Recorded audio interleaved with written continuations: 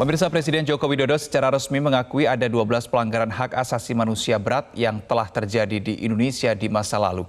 Presiden menyampaikan pemerintah akan berupaya memulihkan hak para korban secara adil dan bijaksana. Saya dan pemerintah berupaya sungguh-sungguh agar pelanggaran hak asasi manusia yang berat tidak akan terjadi lagi di Indonesia pada masa yang akan datang.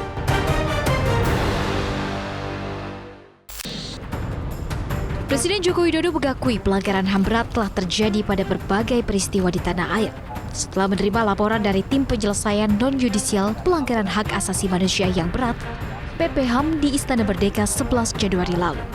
Sebelumnya PP HAM dibentuk berdasarkan keputusan Presiden nomor 17 tahun 2022.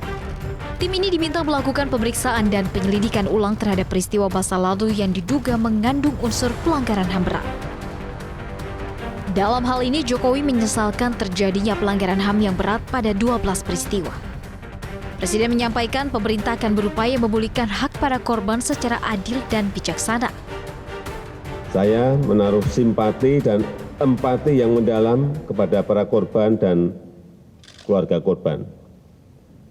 Oleh karena itu, yang pertama, saya dan pemerintah berusaha untuk memulihkan hak-hak para korban secara adil dan bijaksana tanpa menegasikan penyelesaian yudisial.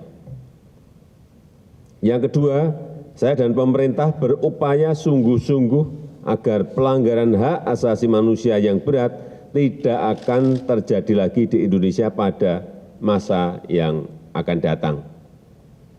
Dan saya minta kepada Menteri Koordinator Politik, Hukum, dan Keamanan, Menko Polhukam, untuk mengawal upaya-upaya konkret pemerintah agar dua hal tersebut bisa terlaksana dengan baik. Untuk itu, Presiden akan memanggil sejumlah menteri guna menindaklanjuti laporan dan rekomendasi PP HAM tersebut. Menko Polhukam Mahfud MD mengakui hingga saat ini masih banyak keluarga korban yang hidup dalam tekanan diskriminasi masyarakat. Karena juga banyak rehabilitasi fisik juga ditemukan di beberapa tempat. Kemudian ada orang yang masih didiskriminasi dalam kehidupan sehari-hari. Dan yang perlu ditekankan, jangan lagi-lagi menuduh ini mau mengkerdilkan umat Islam, menghidupkan komunis. Enggak, justru ini yang direkomendasikan sekurang-kurangnya ada 4 yang basisnya itu Islam. Satu Aceh, di Aceh itu ada 3, tadi disebut Islam semua. Kemudian Dukun Santet. Dukun Santet itu ulama semua, 142 jadi korban. Dan keluarganya ya sampai sekarang masih menderita sehingga harus kita turun tangan. DPR mengapresiasi kinerja pemerintah untuk menyelesaikan pelanggaran HAM berat di Indonesia. Anggota Komisi 3 DPR RI Arsul Sani menyampaikan, setiap peristiwa pelanggaran HAM ini harus dianalisa secara terbuka. Dan ada beberapa prinsip yang harus dipenuhi negara dalam menindaklanjuti pelanggaran HAM. Ketika tim itu dibentuk, tidak kemudian otomatis hanya kemudian penyelesaiannya itu non-yudisial. Presiden kan juga menyampaikan kemungkinan terbukanya penyelesaian secara yudisial juga.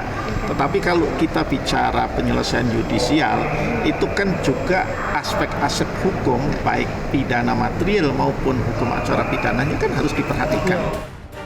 Pemerintah selanjutnya harus mengungkapkan fakta kebenaran atas peristiwa-peristiwa tersebut, serta melakukan pengusutan terhadap para pelaku. Langkah-langkah tersebut dinilai wajib dilakukan, apalagi penyelesaian pelanggaran HAM merupakan salah satu janji politik Presiden Jokowi sejak 2014. Tim Liputan MGN.